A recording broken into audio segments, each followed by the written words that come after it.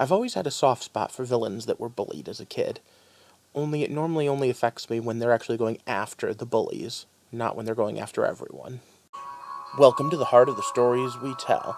My name is Rob, and tonight I will be reviewing tonight's episode of The Flash. And you know what? It had everything. You know what it had in spades? A theme of who to trust and what do you do when people betray it. I do have to say, you know what wasn't in this episode, though? What wasn't in this episode was people being stupid and doing things for no reason, and it also wasn't that there was someone that was faster than the Flash.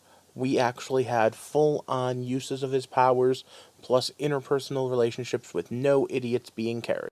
I doubt this episode's going down as anyone's favorite, but it definitely was the writing team being fully on point. So once again, it's stop. Spoiler time. So let's start off with the new Wells. Alright, it's kind of funny we have the guy who isn't a scientist. But you know what? I kind of like that idea. And I agree with him. I wouldn't so much call him a muse, but we need a concept guy. Let's be honest. How many of you guys are scientists? How many of you come up with creative solutions? Now, yeah, you need the scientists that can implement them, and you need someone that knows what they're doing in order to say, no, that's just some stupid comic book fan's idea of a good idea. But at the end of the day, you need an ideas guy, and this Wells could still play a good part. Although I get the feeling that since they said that he only has a couple weeks to prove himself and then boom back home and he talks about just writing his novel, my bet, he's not sticking around till the end of the season. I still think that long term the significance of this Wells is Vibe's ability to reach through multiple dimensions and pull people through, especially for the crossover, because we need Supergirl. I was surprised we didn't get a lot of Wally this week. I would have thought we would have seen one of those dreams. But the preview for the next episode in a couple of weeks seems to be that that'll be a Wally-centric episode.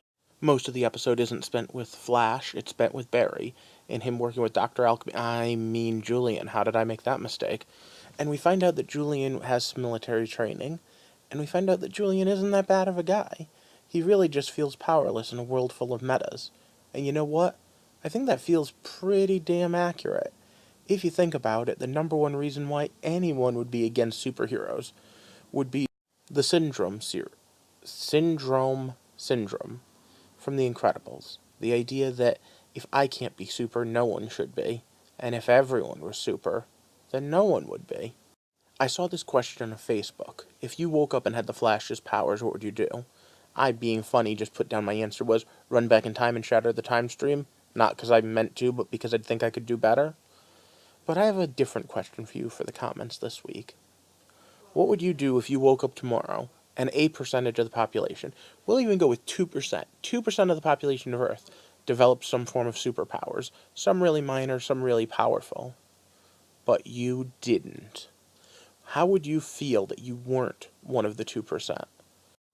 And then on to the other question that this episode asks, one that I've been asking for 3 years now. How long will it take for people to realize, especially people on Team Flash, Team Arrow, fill in the blank here with other superheroes, to remember the fact that things only get worse when you hide them? If something is happening to you, your best bet is to come out and say, hey guys, here's what's going on. Your friends are there to help you. That's what friends are for. I'm still waiting to see whether or not we have Killer Frost showing up, or if we just have Caitlin getting the Killer Frost powers. But we have 2 or 3 episodes to wait to find out for sure. And of course we have 2 weeks off, because next week is the election night. So, for now, what I need everyone to do is like, subscribe, share, and comment on this video to help me build a community so that we can do more to explore the heart of the stories we tell. Thanks for watching.